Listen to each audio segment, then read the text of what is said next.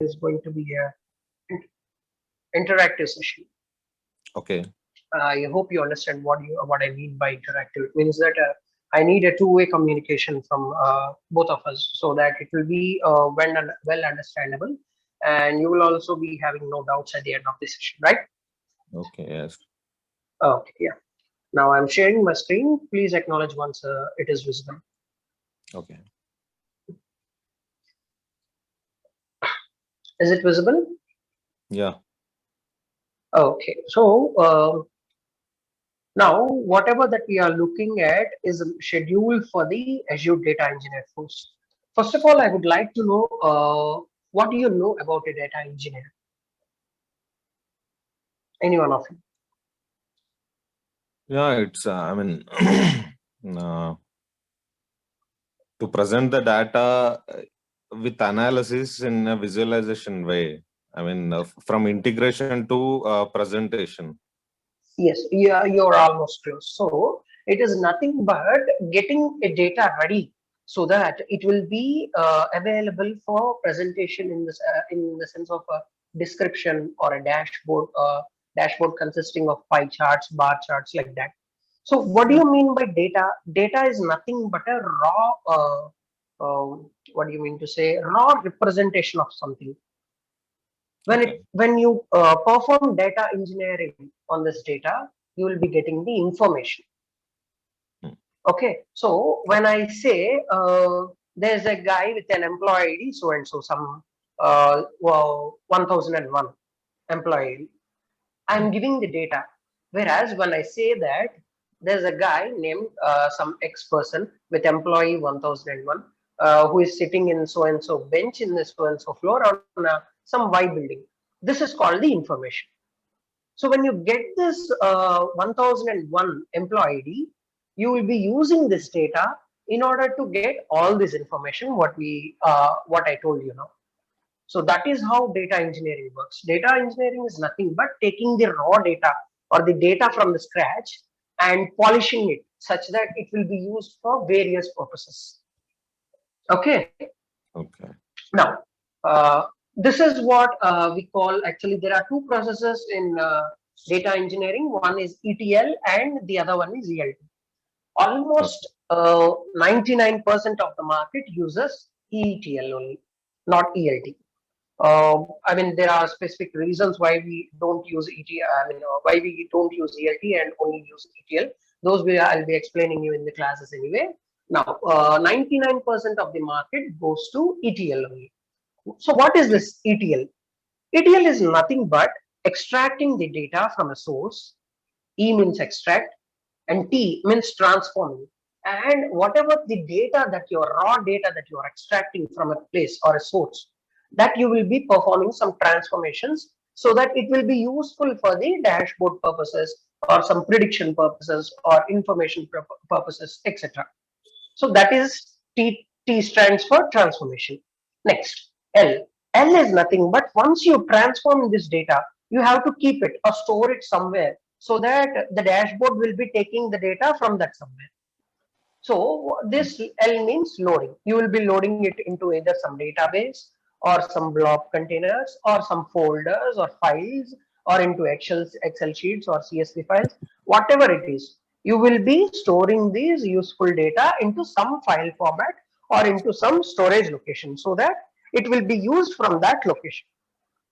That is what ETL means. Okay. Now, why are we specifically going for Azure?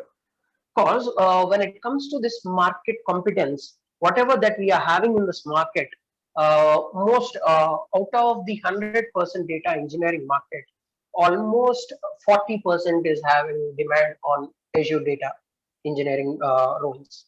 The rest of the 30% is owned by AWS, and the rest, what do you mean to say, 30% it is owned by some IBM cloud service and GCP cloud service. Okay. So most of the, I mean, mega share of the market is owned by Azure Data Engineering when it comes to data engineering perspective. That is what the reason we are offering Azure Data Engineering. Now you might be getting a doubt like, what is the guarantee for this role? Now, as you go day by day, is the data is going to increase or decrease? It will be increasing. It will be increasing. Whatever the technology, how many technologies might come, day by day the data will be increasing, but it will not decrease, right? Yeah. So as the data increases, the day I mean the what do you mean to say, demand for this data engineering job also gets increased. The more and more amount of data it is getting increased, the more and more people are needed for this data engineering job. And if you see for the next almost 20 years, there is still existing competence, that is data engineering, data science, and data analysis. So if you want to get into this data science and data analysis as well, the first step that you should be taking is the data engineering.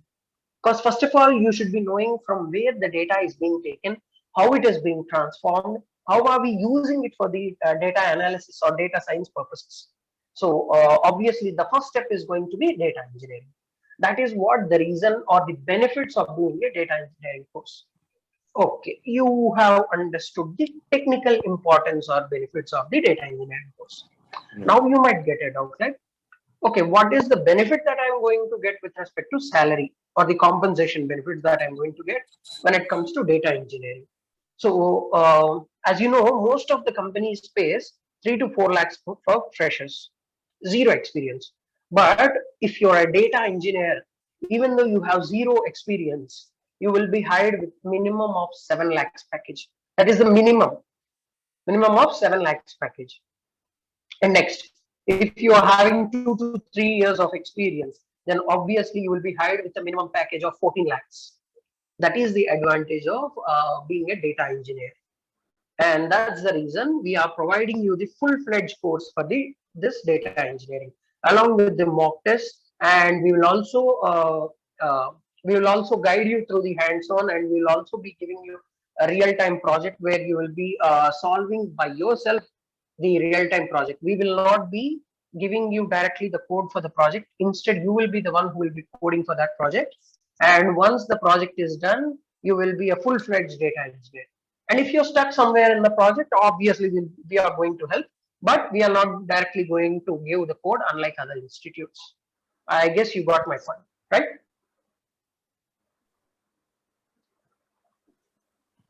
Hello. Yes, yes. Yeah. Okay. Am I clear so far? Yeah, sure. Okay. Now let us get into the topics that we are going to cover in this course. Now, in order to become a data engineer, two main things that what you should know is, one thing is Python and the other one Okay. is SQL. So these are the two main aspects which you should be mastered. And that is what the reason we are starting the course with Python. So we are first of all on the first day we'll be anyways covering this, what is ETL and why most of the market is using ETL instead of ELT, and what is the programming languages that we use for it, and apart from that what are the benefits, etc. We'll deep dive into that. Okay. Okay. Now so the next day we will be discussing the OOPS concepts of the Python. OOPS concepts are nothing but the object-oriented concepts. So there are several programming languages divided into two types. One is procedure-oriented and the other one is object-oriented. And when it comes to demand in the market, obviously object-oriented programming languages are more in demand. And apart from that, Python is the one which is staying at the top. And that is why the reason we are going with Python, right? And when it is also comes to not only demand, but when it also comes to ease of coding, Python is simply like whatever that we are going to talk in English. So that syntaxes that are present in the Python are nothing but whatever that we are simply speaking in English. So that easy how it is, and that is why the reason we choose Python. And not only the ease of syntax, but also we whatever the code that you write in Java, for example, it is taking some 50 lines, it will take only 10 lines in Python. And that is the biggest advantage of using Python. You just don't need to code a whole night and sit and catch your head and sit in front of it. It will take very less amount of time to code, and also it is very easy to understand when it comes to other programming languages. Okay. Now, Okay. so once you're done with this OOPS concepts, we will be giving you the Python introduction and along with the other programming languages. So I'll just show you the comparison or the reconciliation between different other programming languages and Python programming language, so that you will get to know what is the actual difference and why we are sticking to Python when there are multiple options like Java, C++, C Sharp, etc. Okay. Now, Okay. once done with the Python introduction, we'll be introducing you to Python as a programming language, where we'll be teaching you the basics of Python, how to code in Python, how to start coding in Python. And once you're done with that, we'll be teaching you the operators. So these operators are nothing but like in order to perform some operations, like simple operations. I'll give you an example like addition, subtraction, and apart from these you will be having complex other operations that are needs to be performed. So you will be given a huge amount of data and you will be asked to find the mean, median, standard deviation. Such kind of calculations needs to be done. At that point of time, these operators will be helpful for you. Okay. Now, in the data, there will be some conditions where you need to, for example, if there is a data consisting of voting persons, now you need to find whether a person is eligible for voting or not. You will take his age. If his age is greater than 18 or equal to 18, he is eligible to vote, or else he is not eligible to vote. So like that, you will be keeping some conditions in the data in order to filter some data. Or else, if you want to decide which student has passed the subject or which student has not, then then also these conditional statements will play a major role. And that is what we are going to see. When it comes to this explanation of Python, we are taking a huge number of 15 days just because we want to make sure that you are strong enough to code in Python. That is what we are covering only a single topic in a day, so that it will not become a burden for you. And also, once you are allocating one whole day towards a topic, then you will become what do you mean to say? You can say like pretty confident about that topic. I mean, like you will be having no doubts, and you will be able to perform any problem solving based if given on that topic. Okay, that is what the reason we are allocating a single topic per day. Now, once you're done with that conditional statements, you will be given looping statements where you want to find this pass or fail for 100 students. You can't write the same code for 100 students, right? What you will do is like you will repeat the same code for 100 times. So that is the use of looping statements. Looping is nothing but it will be cycling. It is a cyclic process which will be repeated for a given number of times. If you give 100, it will be repeating for 100 number of times, 200, 200 number of times, like that. So that is the use of looping statements. Once you're done with this all basic topics in the Python, we will test whether you are able to perform coding in these particular topics or not. So we are going to allocate 2 full days for problem solving alone, where we will be giving you some scenarios and you should be solving those on your own. Once if you're stuck somewhere, you will come to us and we will clarify those doubts too. Okay. Okay. Once you are, I mean, you get so many doubts and we'll be clarifying those. And even after allocating 1 day for a single topic, you're working 2 separate days for the whole these topics, then you will be pretty confident that you can attempt interview on these above topics. Okay. Okay. That is how we make